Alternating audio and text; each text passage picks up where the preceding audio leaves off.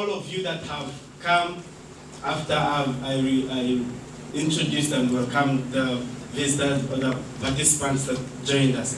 So at this very juncture, ladies and gentlemen, I'd like to welcome the MD of Trace to give his remarks. Let's welcome Mr.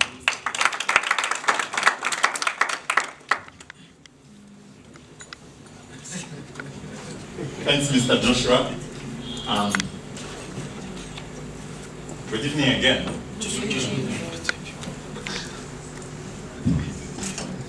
At Trace, we have our own Toastmasters Club, and it is our habit when you want to offer a speech to use what we call pulpit. So allow me to jump on the pulpit and welcome all of you, dear guests, dear friends, dear colleagues. It is my pleasure to welcome all of you to this special moment for our company and our learning center. We choose this day, the World Telecommunication and Information Society Day, to launch our learning center because of specifically the theme for this year. The theme of this year is entrepreneurship and social impact. And this theme is totally aligned with the objective of our learning center, which is to transform young graduates into business-oriented and competitive engineers ready to serve the local and regional telecom market. The initiative to start this learning center came from a realization that on one side, the country is full of graduates unemployed. And on the other side, the telecom market, the telecom industry is still lacking competent employees. And we had to do I would say it's an informal survey, an informal research to try to understand why. To try to understand the reason of having on one side people not employed, looking for jobs, and on the other side, people who are looking for people to employ. And we find that we came to three main realizations. The first realization, we realized that the competence issue is not only limited to young graduates. Even some active engineers, they have some lack of competences.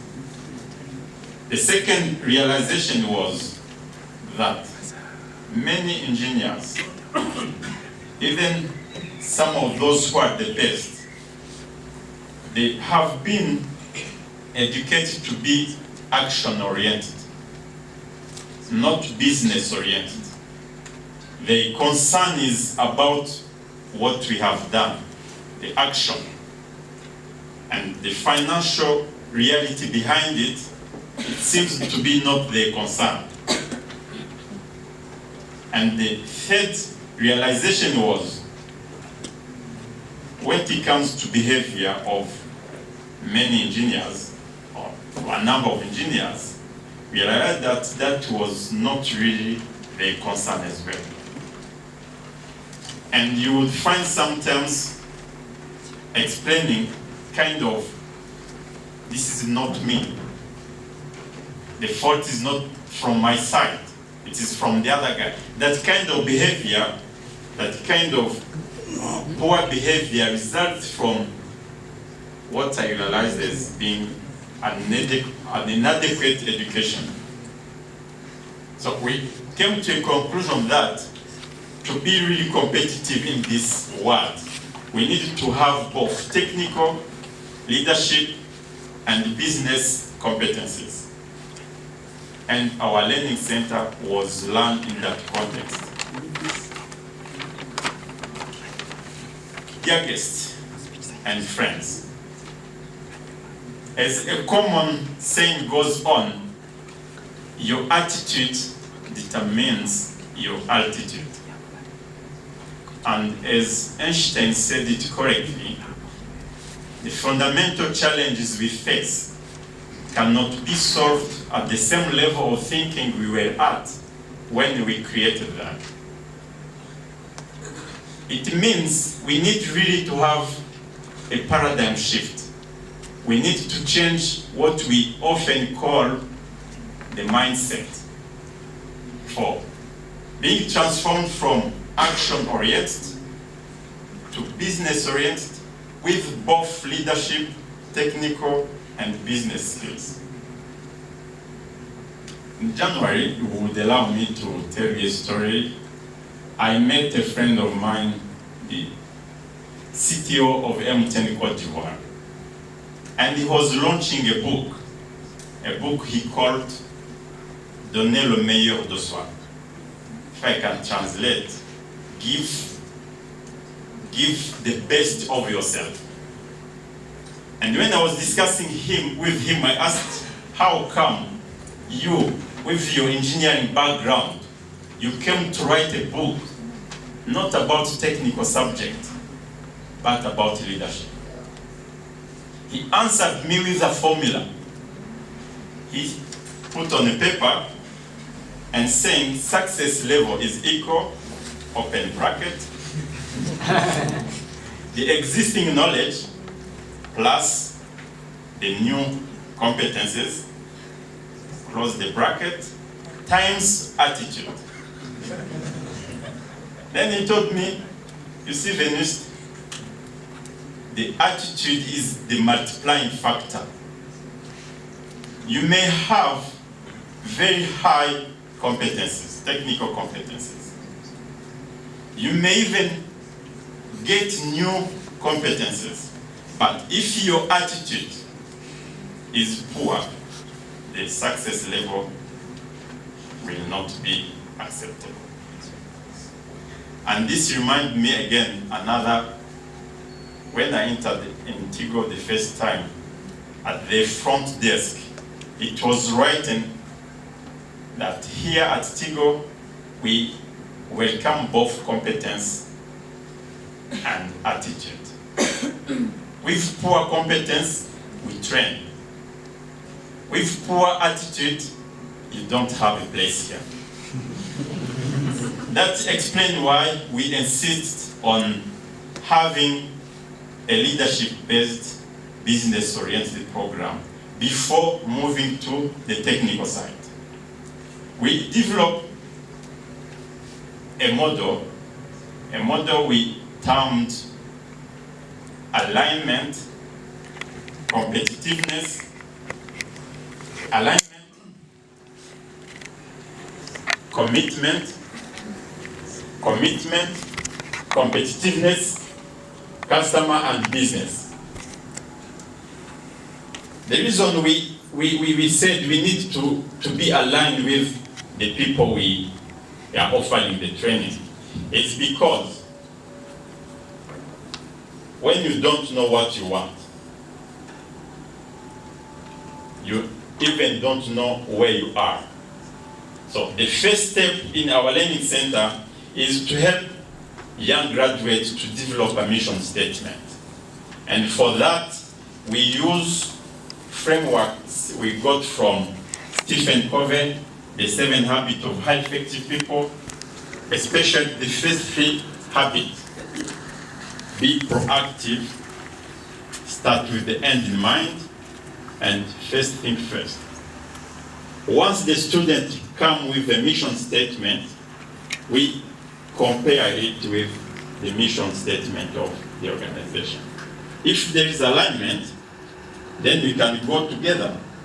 If there is no alignment, going together would be wasting time. Once we are aligned, we make sure we are committed. We said it all. Without commitment, you can't go nowhere. But you are committed for what?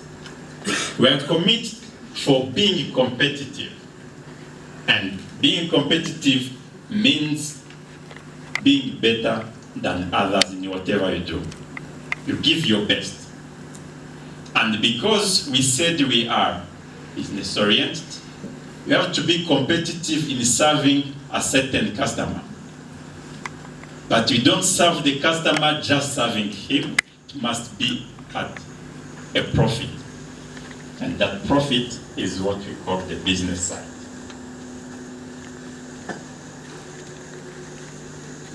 For developing our program, we adopt 3 techniques. We adopt the traditional technique of instructor-led courses, whereby a teacher like me, I would come in front of you and I give you a lecture, and you listen, you pose questions, and then at the end you are done. That's the tradition of teaching.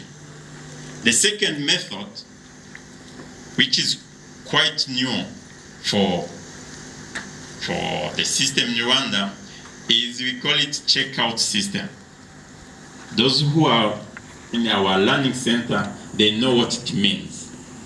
Every student is given a material to read, and he has to read it at his own pace. You know, people don't have the same rhythm. Some are faster, some are slow, and the traditional way of teaching does not allow those who are slow to catch up. And the checkout system has some milestones whereby the supervisor must verify if you really understand. If you don't understand, if you have not completed all drills and exercises, you have to start again. Every student is given access to equipment. He learns at his own pace. He comes when he's willing to, until he said, I'm ready for exams. With that method, we realized that it is not possible to fail. Because failure, you have them before, during the studying phase. Now, you may ask how far we are. We started in last June, and we had around 100 students from many universities and schools in Rwanda. We had to take them through a filtering process. And the first filtering was about mission statement. After clarification of mission, of raison d'etre of every student, some realized that their mission is not to become engineers. Then they withdraw. The second phase was to use a technical tool to assess their potentials.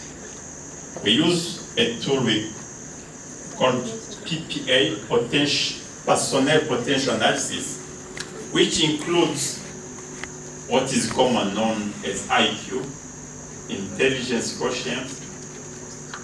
It includes also EQ, Emotional Quotient, and Aptitude Test. That second filter eliminates some others. And we moved to next step, which was to study. The third filter, which, if I can say which, took some others out as well, was this checkout system. Some students were not able to accept to be asked to repeat and repeat again until you understand, and then they withdraw. Today, we are remaining with about 30 young ladies and gentlemen. Some are employed already, some others have no job. But all of them, they are committed to become good engineers to serve the telecom industry. I took some time to analyze data about those people who are still in the learning center. And I realized that the IQ, the intellectual intelligence quotient, was higher than those who dropped. That was the first observation. The second observation in the PPA, the personnel potential analysis, we test 10 criteria about emotional intelligence of each person. And one of them is focus. Focus meaning when you have a higher level on the focus, it means you know what you want in life. So the second observation was to realize that those who stayed, their focus level was higher. And lastly, I checked on their background by talking to each and everyone, and I realized most of them have even been successful in previous secondary and university. That confirmed to me that the people we have may not be the best, but they are very good, and if given a chance, they can become the best engineer we've ever seen in Rwanda.